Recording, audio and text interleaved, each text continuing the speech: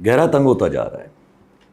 کس کے اور کون کر رہا ہے یہ تو میں کانسپریسی میں نہیں جا سکتا، لیکن حالات دیکھ کے میں آپ کو کافی دنوں سے بتاتا آ رہا ہوں کہ کیا ہو رہا ہے.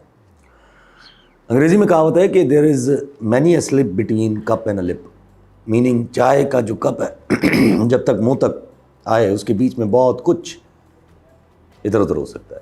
This is exactly the dilemma with Pakistan right now.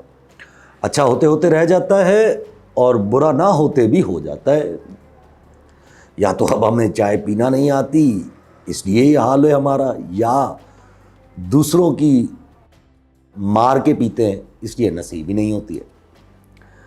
دیکھیے ہمارے یہاں جعفر ایکسپریس کا اٹیک ہوا تھا نا، ہم گھنٹہ گھنٹہ اس پہ پریس کانفرنسز کر کے گئے، ڈوزیئرز بنائے، یو این میں پیش کیے، لیکن ہم کبھی ایسے ڈائریکٹ ریئیکٹ نہیں کر سکتے جس طرح انڈیا کرتا ہے. وہاں جو بھی ہوتا ہے تھوڑا بہت بھی ہوتا ہے وہ ریئیکشن آتا ہے اور ادھر سے پھر ہم اسی ریئیکشن کے مد نظر رکھتے ریئیکشن دے دیتے. ہم یہی کرتے آئے ہیں اور ابھی تک ہم یہی کیا ہے، ابھی بھی یہی کیا ہے. جو انڈیا نے کیا ایگزیکٹلی ہم نے فالو کی تھی. مجھے یہ سمجھ نہیں آتا کہ ہم خود سے کیوں نہیں کرتے ہیں جب چیزوں کے پروف ثبوت ہمارے پاس بھی ہیں، B L A, T T P, Afghanistan سے فنڈنگ وغیرہ وغیرہ.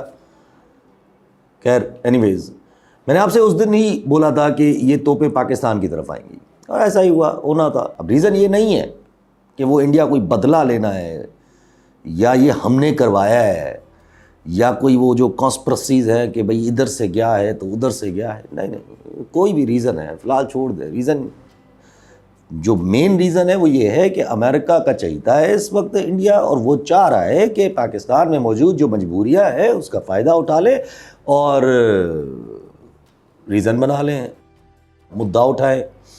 اور انڈیا امریکہ کو بھی چیک کرنا چاہے گا کہ وہ کیا کرتا ہے، کیونکہ جب امریکہ انڈیا سے وہی امید لگا رہا ہے کہ اسرائیل بن کے کام کرو ہمارے لیے، تو اسرائیل میں جو 7 اکتوبر کے بعد جو ہوا، جتنا سپورٹ کیا امریکہ نے، سوال ہے کہ انڈیا کو بھی ایسے ہی کرے گا. چلے اتنا نہ کرے، اگر آدھا ہی کر لے سپورٹ تو کیا ہوگا. Especially with this weak political system ہم جب لے کے بیٹھے ہوں. اور دوسری وجہ انڈیا کی یہ تھی کہ کشمیر ایشو اس نے اٹھانا تھا، کیونکہ وہ ٹرمپ سرکار سے اس چیز کا فائدہ لینا چاہتا ہے، بس موقع کی تلاش تھی. اور اب انڈیا کے پاس وہ موقع آ گیا، اس نے نکال لیا یا کسی نے بنا کے دیا، آئی ڈونٹ نو. بھلے آپ اب اس کو فالس فلیگ آپریشن کہتے رہے. امریکن وائس پریزیڈنٹ وہاں موجود تھا انڈیا میں جب اٹیکس ہوئے، تو وہ تو فالس فلیگ اس چیز کو نہیں سمجھے گا. اب ذرا ہے کہ انہوں نے کیا کیا ہے اور ہم نے کیا جواب دیا ہے، اسی سے آپ کو اندازہ ہو جائے گا کہ چوڑا کون ہے اور کیوں ہو رہا ہے چوڑا.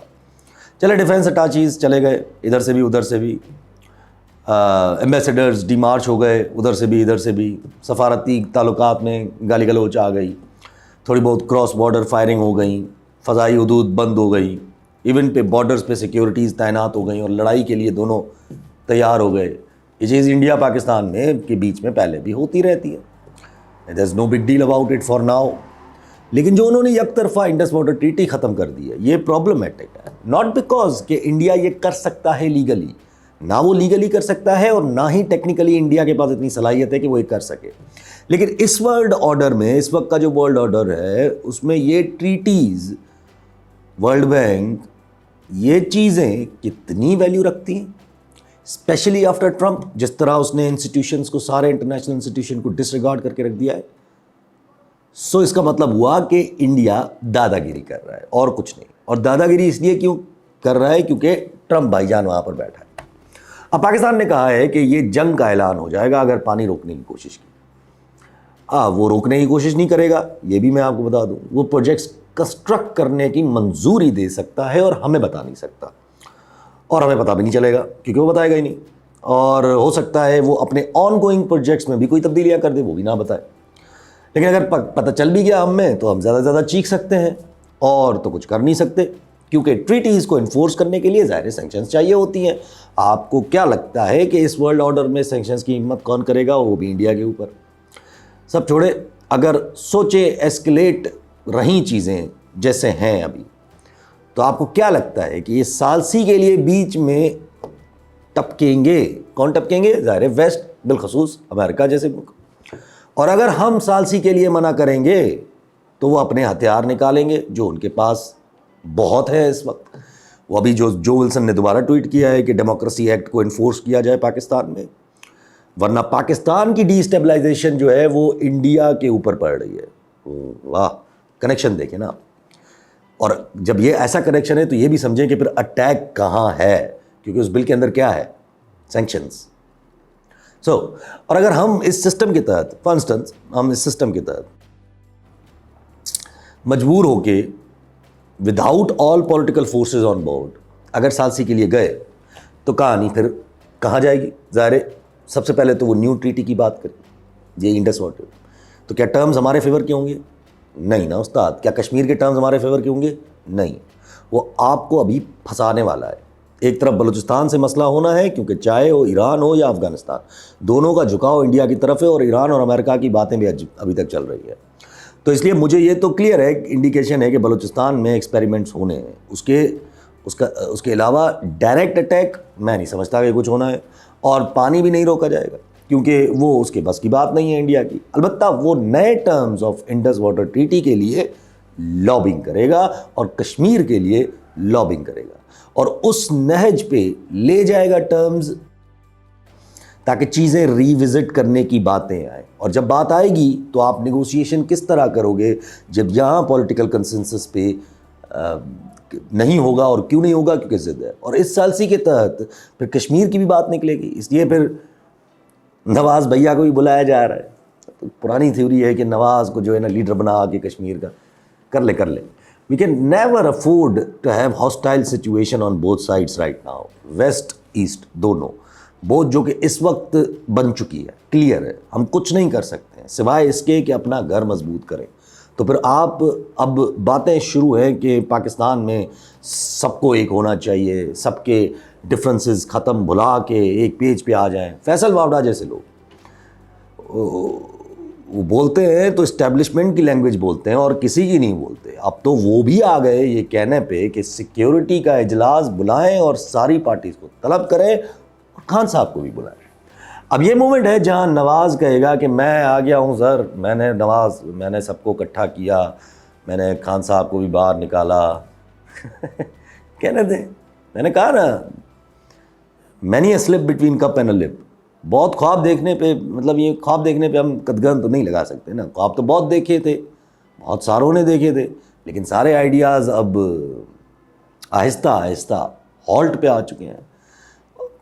نہ صرف آئیڈیاز ہالٹ پہ آ چکے ہیں، ریورس ہونے کی بات ہے، ریورس ہونے پہ آ چکے ہیں. اور یہ جو 10 سالوں کے یہ جو پلان ہوتے ہیں نا، یہ سارے جائیں گے اینڈ میں. درس دینے سے پہلے یہ سوچا ہے ہمارے کرتا دھرتا نے، یہ درس دے رہے ہیں بیٹھ کے کہ ملک ایک پیج پہ آ جائے. تو اس وقت ملک میں خود کتنی کوشش کر رہے ہیں یکجہتی لانے کی یا ایک پیج پہ لانے کی. ابھی صبح سے خبریں چل رہی تھیں کہ وفاقی سرکار کینالز والے ایشو سے پیچھے ہٹنے کو تیار ہو گئی ہے.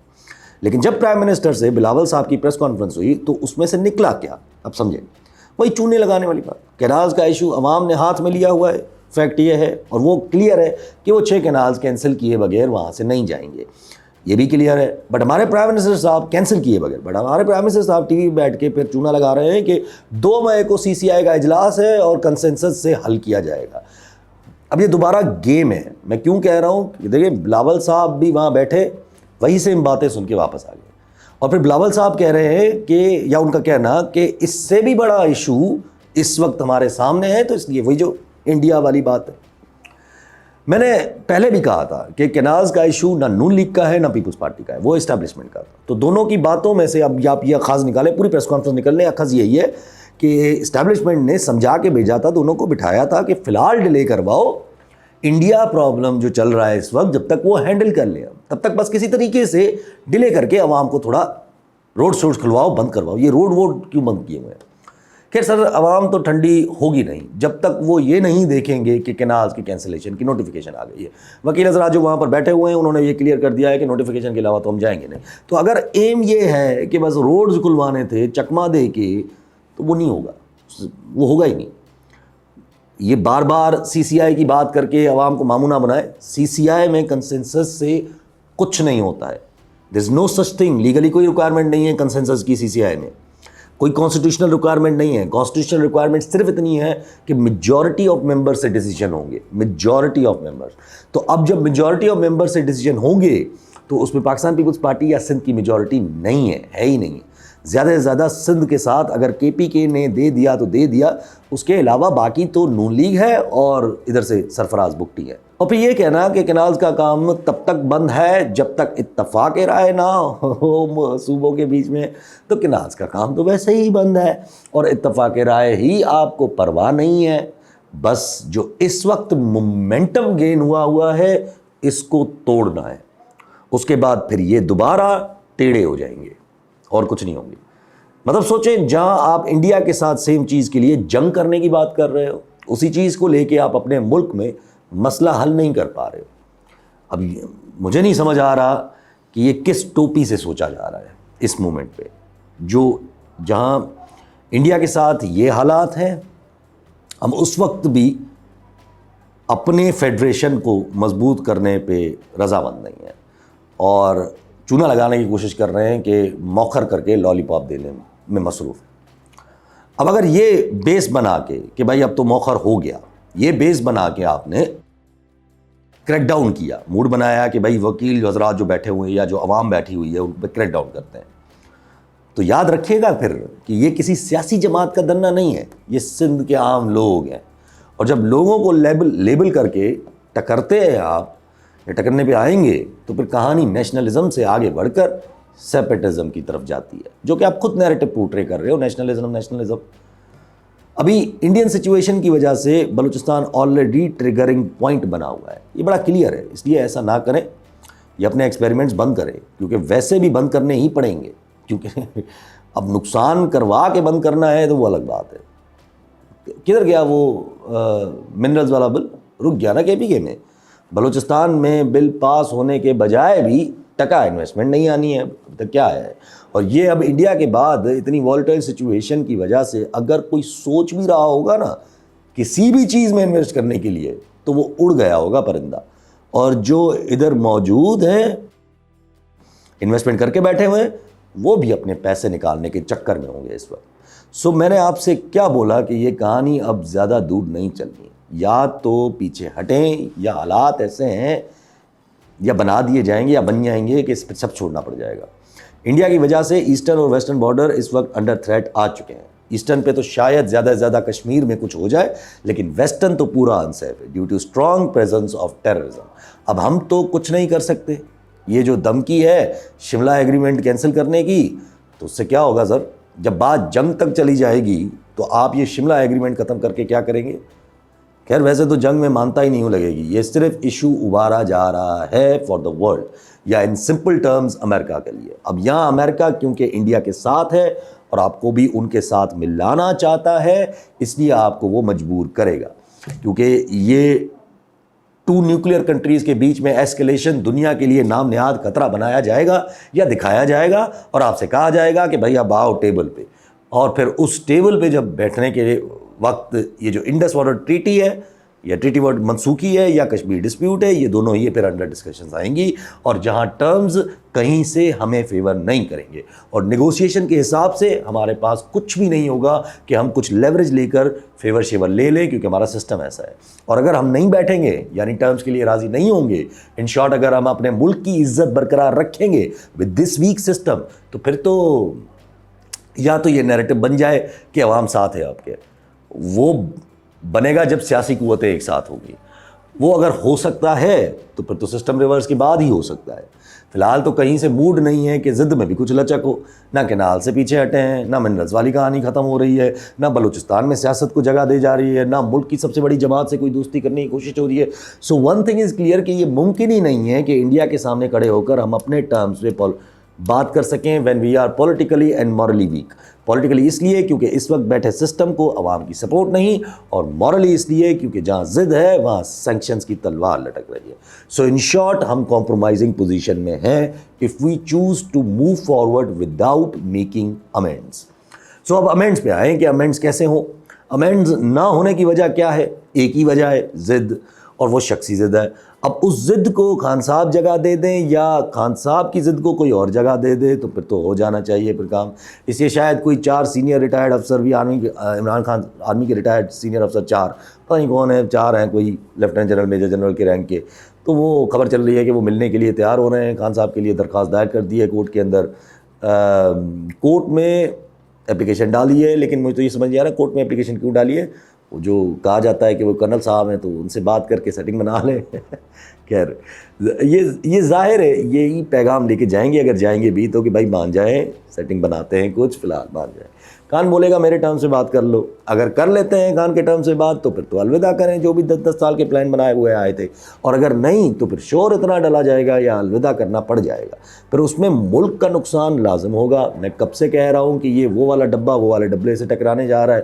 اسی میں یہ حالات ایسے نہیں ہیں کہ ہم بیٹھ کے یہ تبصرہ کریں کہ کون گھر جائے گا کہ کون نہیں. بات اب وہاں جا رہی ہے جہاں پھر سسٹم کو زبردستی گھر بھیجا جائے گا، اور جب بات وہاں جاتی ہے تو پھر ملک کا نقصان کروا کے رہی جاتی ہے، ایسے اتنی آسانی سے نہیں.